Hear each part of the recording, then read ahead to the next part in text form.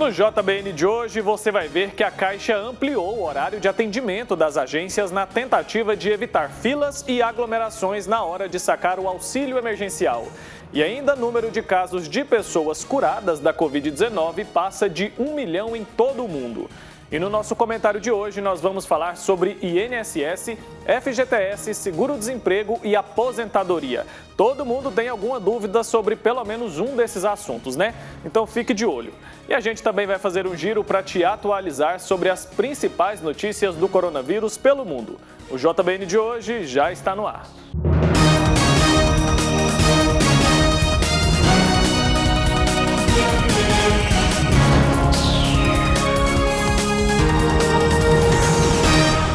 Olá, boa noite para você. Seja muito bem-vindo ao Jornal Boa Notícia desta segunda-feira, 4 de maio.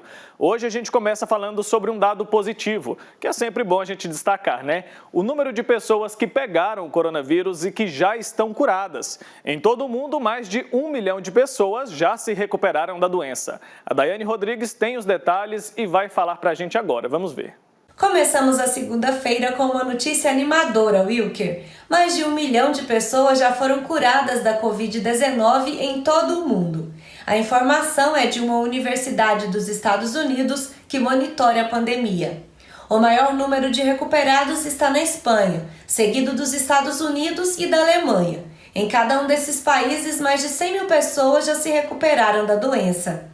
A China e a Itália ocupam o 4º e 5º lugar, respectivamente. Já o Brasil está em 9º lugar na lista, com mais de 30 mil pessoas curadas. Segundo dados da universidade, mais de 3 milhões de pessoas já se infectaram com o novo coronavírus em todo o planeta. Vale lembrar que os dados referentes à doença sofrem alterações a todo momento. Uma boa notícia em meio ao caos, não é mesmo, Wilker? Com certeza, né, Daiane? É sempre bom a gente destacar os dados bons, as notícias boas, né? E a Caixa Econômica Federal ampliou o horário de funcionamento a partir de hoje em todas as suas agências. As unidades vão funcionar das 8 da manhã até as 2 da tarde. A medida é para agilizar o atendimento, principalmente de quem vai sacar o auxílio emergencial, e assim evitar filas e aglomerações nos bancos. A Caixa ainda anunciou a contratação de mais de 2.800 vigilantes e 389 recepcionistas para reforçar os trabalhos. O banco informou ainda que está em contato direto com as prefeituras com o objetivo de fechar parcerias para atendimento à população e divulgação de informações. No último sábado, 902 agências abriram exclusivamente para atendimento e saque em espécie do auxílio emergencial daqueles que receberam pela poupança digital. Cerca de 800 agências também funcionaram no feriado de 21 de abril e no sábado, dia 25. Justamente para evitar as aglomerações nas agências, a Caixa estabeleceu um calendário para os beneficiários que quiserem sacar o valor depositado nas contas que foram abertas para os trabalhadores. Hoje foi o dia dos nascidos em setembro e outubro receberem o valor. E amanhã, quem vai poder sacar o dinheiro são os aniversariantes de novembro e dezembro. E agora a gente muda um pouco de assunto para falar sobre INSS, FGTS, seguro-desemprego e aposentadoria. Todo mundo tem algum tipo de dúvida sobre pelo menos um desses temas, não é verdade? É por isso que esses são os assuntos do nosso comentário de hoje. Acompanhe. Para que a pessoa tenha direito aos benefícios previdenciários, é preciso que eles preencham os requisitos conforme determina a legislação previdenciária. Se ele é empregado, automaticamente no ato da admissão, ele já é filiado ao RGPS, ao INSS. Como que eu faço para mim começar a contribuir, seja individual, seja facultativo? Eu posso estar realizando minha inscrição através do site www.inss.gov.br, através do telefone 135. Aquelas pessoas que possuem o PIS, o PASEP ou o NIT pode utilizar a identificação desses números para preencher a GPS, Guia da Previdência Social, e é com ela que eu faço o recolhimento das minhas contribuições previdenciárias. Se eu for contribuir com 5% do salário mínimo, que pagaria um total de R$ 52,25, Essa alíquota reduzida são para aquelas pessoas inscritas no CAD único, nos programas do governo federal, Bolsa Família, Bolsa Escola. Posso também recolher sobre 11% do salário mínimo, ou seja, no valor de R$ 114,95.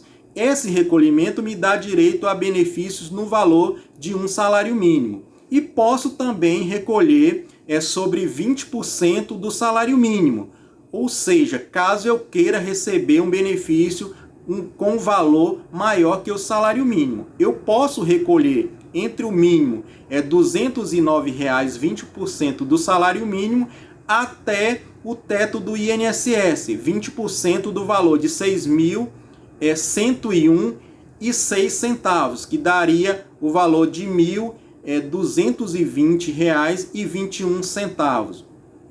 Quando que eu vou começar a ter direito aos benefícios? Após eu fazer minha inscrição, qual o cuidado que as pessoas precisam ter? Que eu recolha esse primeiro pagamento em dias. Ou seja, se eu faço minha inscrição hoje, eu tenho até o dia 15 do mês que vem para mim recolher em banco ou casa lotérica. Pagou-se essa primeira em dia, começa a contar a carência para cada benefício. O auxílio-doença exige que eu tenha no mínimo 12 contribuições. Após essas 12 contribuições, eu vim ficar incapacitado para o trabalho, aí me dá direito o auxílio-doença e uma futura aposentadoria por invalidez. O salário maternidade, a necessidade que tenha no mínimo 10 contribuições. Ou seja, se eu já contribuí anteriormente, perdi minha qualidade de segurado, para que eu tenha direito a esses benefícios, eu tenho que voltar a contribuir, seja através pelo emprego como empregado, seja como contribuinte individual, ou seja como facultativo, o estudante, a dona de casa. Aí, somente após metade do que exige a carência, ou seja, o auxílio-doença, 12 contribuições, eu teria que voltar após meu retorno, 6 contribuições, para mim readquirir minha qualidade de segurado e ter direito àquele benefício. Da mesma forma, para ter direito ao salário maternidade, a trabalhadora precisaria voltar a contribuir caso ela tenha perdido a qualidade de segurado. Como exige 10 contribuições para que ela tenha direito a esse benefício, após 5 contribuições lhe daria direito ao salário maternidade. As aposentadorias, as pessoas ter no mínimo 61 anos e meio para esse ano de 2020 e possuir 15 anos de contribuição. O trabalhador rural, 65 anos o homem e no mínimo 15 anos de contribuição. O trabalhador rural 55 anos a mulher e ter no mínimo 15 anos de exercício na atividade rural. O trabalhador rural masculino, homem, ele precisa ter 60 anos de idade e no mínimo 15 anos de exercício na atividade rural. Aquelas pessoas que estão desempregadas, que não esteja recebendo seguro de desemprego, ela contribui como contribuinte individual autônomo. Agora, aquelas pessoas que estiverem recebendo seguro-desemprego, ela tem que, caso ela tenha interesse de continuar a contribuir, ela tem que contribuir como facultativo na condição de desempregado. O presidente Jair Bolsonaro participou nesse domingo de uma manifestação de apoiadores em frente ao Palácio do Planalto, em Brasília. Durante o ato, o presidente criticou os governadores e os culpou pelo desemprego provocado pela pandemia. Bolsonaro voltou a dizer que muitos serão mortos pela doença e que é preciso aceitar isso. Ele ainda criticou as medidas de isolamento social, que são recomendadas pelas autoridades de saúde do mundo todo, incluindo a OMS. Os manifestantes criticaram o presidente da Câmara, Rodrigo Maia, e os ministros do Supremo Tribunal Federal, além do ex-ministro Sérgio Moro.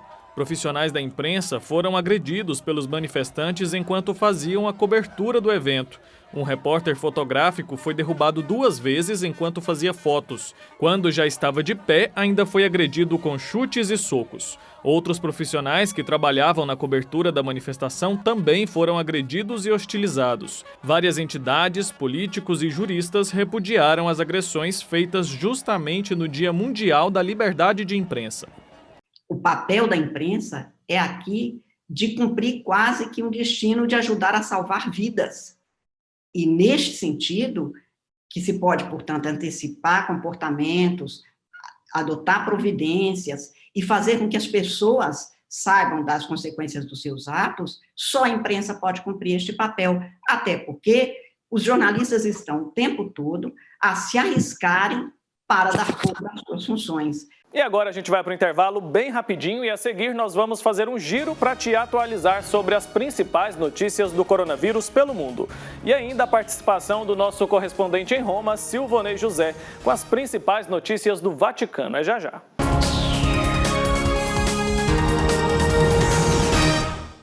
O amor do Pai Eterno está presente em todo lugar. E a missão da AFIP é levar esta mensagem adiante. E tudo isso só é possível graças à nossa união. Reze conosco, ajude a fazer o bem. Faça parte desta família de amor.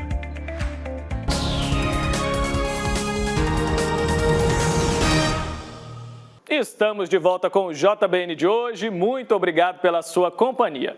O presidente Jair Bolsonaro nomeou hoje o novo diretor-geral da Polícia Federal. A nomeação foi publicada em uma edição extra do Diário Oficial da União. O escolhido pelo presidente é o delegado Rolando Alexandre de Souza. Ele já foi superintendente da Polícia Federal em Alagoas e atualmente era secretário de Planejamento e Gestão da Agência Brasileira de Inteligência. Na PF, Rolando também foi chefe do Serviço de Repressão a Desvio de Recursos Públicos e ocupou cargos de chefia na Divisão de Combate a Crimes Financeiros. O novo nome foi oficializado 5 dias depois que o Supremo Tribunal Federal suspendeu a nomeação de Alexandre Ramagem para comandar a Polícia Federal. O Supremo alegou desvio de finalidade, já que Ramagem é amigo do presidente Jair Bolsonaro. E agora chegou o momento de fazer um giro para te atualizar sobre as principais notícias do coronavírus pelo mundo. Vamos acompanhar. O hospital de emergência montado no Central Park, em Nova York, para tratar pacientes com coronavírus deve ser fechado em aproximadamente 2 semanas, quando terminar o tratamento dos últimos pacientes internados lá. O anúncio do desmonte foi feito depois que o navio hospital deixou Nova York na última quinta-feira. Assim como o hospital de campanha, o navio também fez parte da operação para aumentar o número de leitos no estado. O governo francês apresentou o projeto para prorrogar o estado de emergência sanitária por causa do coronavírus até 24 de julho, 2 meses além do que estava previsto. O texto precisa ser aprovado no Congresso. A partir de 11 de maio, algumas atividades devem começar a ser retomadas, mas isso vai depender da situação em cada local. No dia 2 de julho, haverá uma nova avaliação sobre as contaminações no país.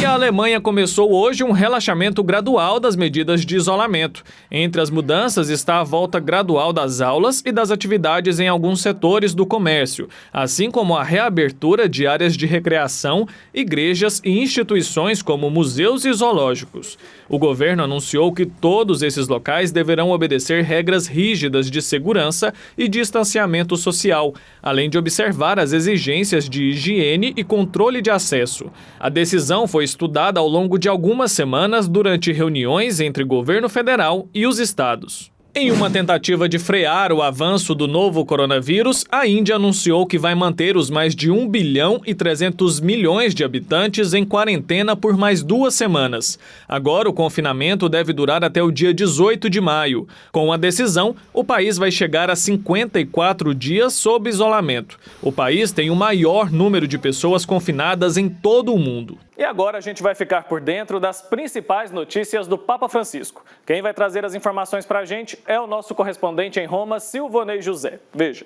Alô, amigos da TV Pai Eterno em todo o Brasil. Um bom início de semana a todos vocês. Ontem, 4º domingo de Páscoa, foi dedicado a Jesus, bom pastor. Como fazer para reconhecer a voz do bom pastor e a do ladrão? Como fazer para distinguir a inspiração de Deus da sugestão do maligno?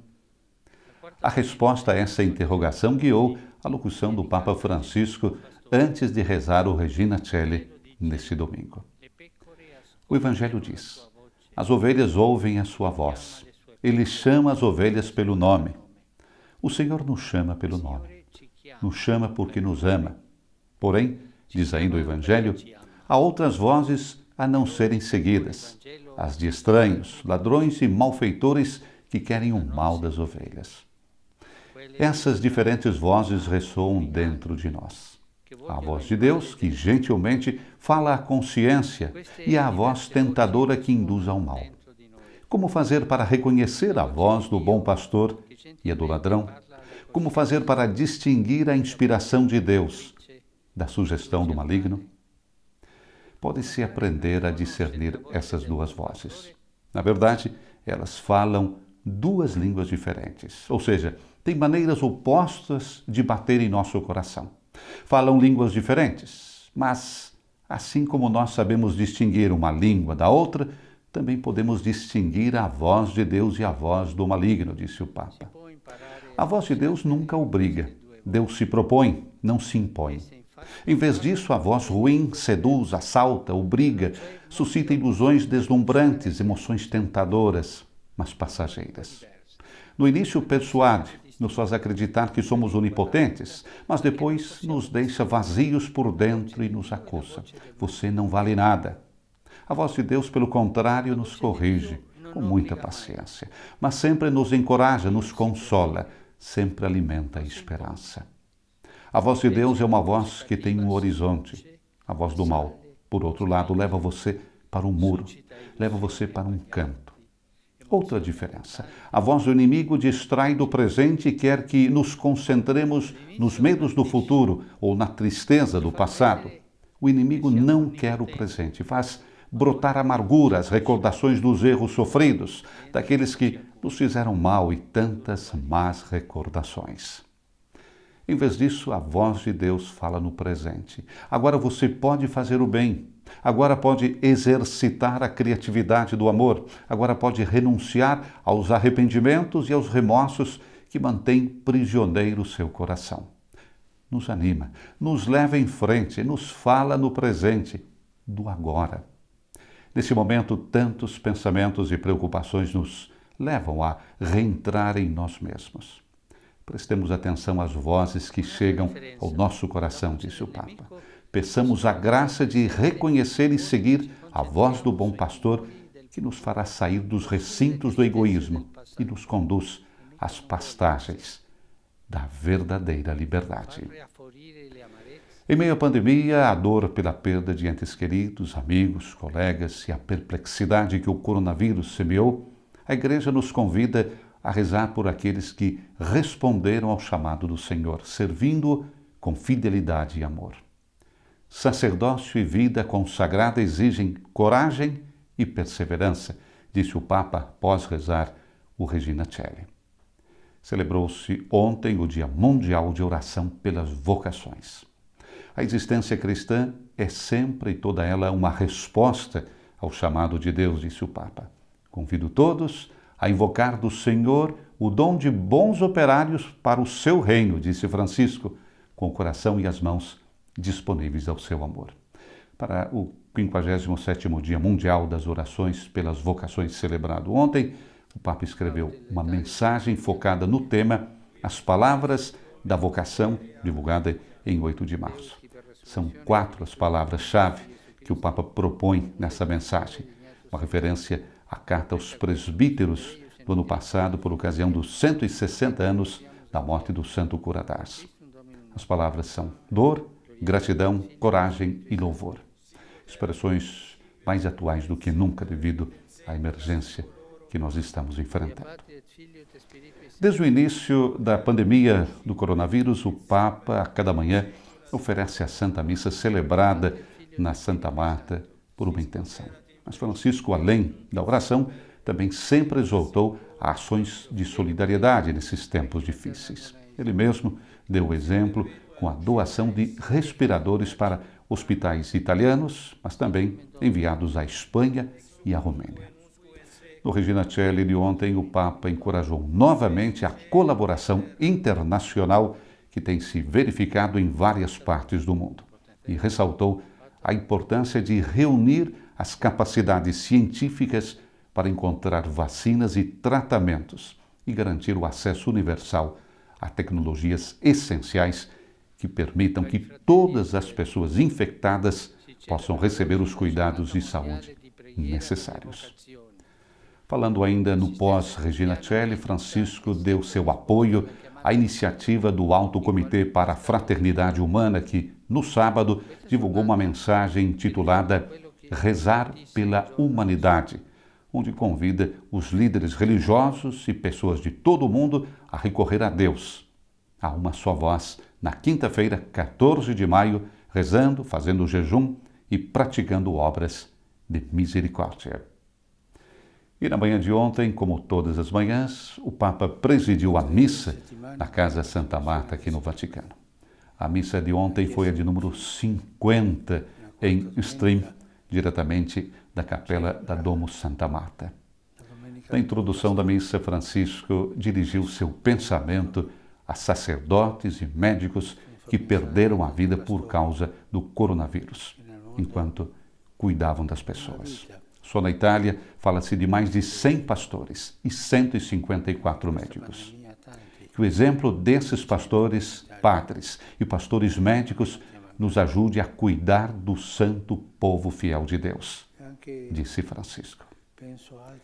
Dirigir-se espiritualmente aos santuários marianos diante da impossibilidade de poder ir pessoalmente até lá e colocar no coração da Virgem Santa nossas preocupações, expectativas e projetos para o futuro. Esse foi o convite do Santo Padre ontem, primeiro domingo do mês de maio, um mês mariano por excelência. Para o mês de maio, recordamos, o Santo Padre já havia reforçado em 25 de abril a tradição de rezar o terço em família, revelando um segredo, sozinho ou em companhia.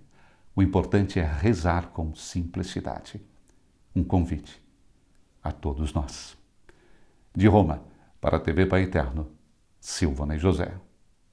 Obrigado, Silvanei, obrigado pela participação. E esse foi o JBN de hoje. Muito obrigado pela sua audiência. A gente vai ficando por aqui. Lembrando que amanhã nós estamos de volta e é claro que eu conto com a sua companhia. Então, forte abraço para você e até lá.